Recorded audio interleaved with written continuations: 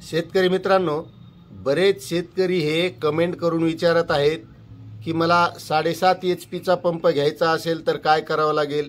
माझी तर 1 एकरच जमीन आहे किंवा 60 आर जमीन आहे, म्हणजे 1.5 एकर आहे।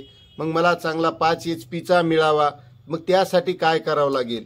किंवा काही शेतकऱ्यांच्या कमेंट अशा आहेत की माझी विहीर ज्या शेतामध्ये आहे किंवा ज्या गटामध्ये आहे त्या गटामध्ये माझी जमीन कमी आहे आणि दुसरीकडे माझी जमीन जास्त आहे, तर मग मला जर जास्त HP चा पंप मिळवायचा तर त्यासाठी काय करावं लागेल किंवा कसा मिळेल, तर त्याबद्दलची माहिती आपण आजच्या व्हिडिओमधून घेणार आहोत। तत्पूर्वी मित्रांनो, आपल्याला एक विनंती आहे की आपण जर आपल्या या चॅनलवर वेणुगंगा टेक या चॅनलवर नवीन असाल तर कृपया आपला अगोदर चॅनल सबस्क्राइब करून घ्या, कारण आपण सौर पंपाबाबतची इत्यंभूत माहिती या चॅनलच्या माध्यमातून देत असतो। नमस्कार मित्रांनो, मी रामेश्वर नवटके आपलं वेणुगंगा टेक या यूट्यूब चॅनलमध्ये स्वागत करत आहे।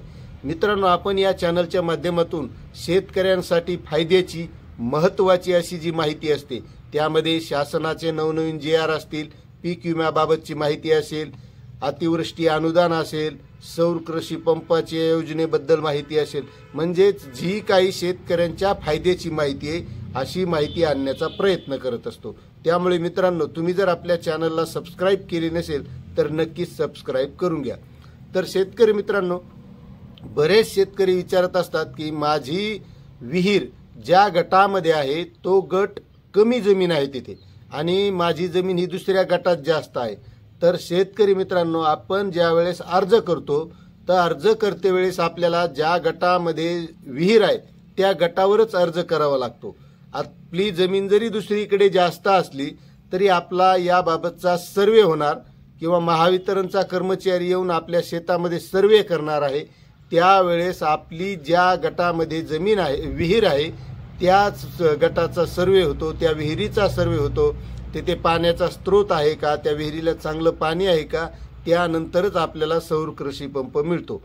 आता बऱ्याच शेतकऱ्यांची पुन्हा दुसरी एक विचारणा आहे की आपल्याला जमीन 3 एकरच आहे किंवा 2 एकरच आहे, मग मला 5 HP चा सौर कृषी पंप मिळेल का किंवा 7.5 HP चा मिळेल का।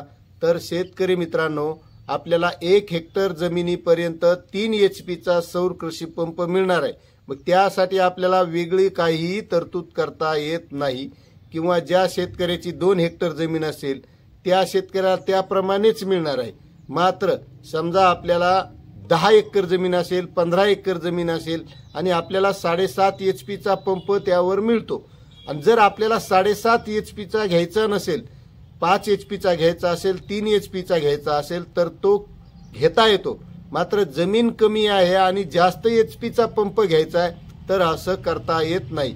आपल्याला जास्त जमीन असताना जर कमी HP चा घ्यायचा असेल तर तसं करता येऊ शकतं, कारण त्यामध्ये तसं निवडायचं ऑप्शन येतं।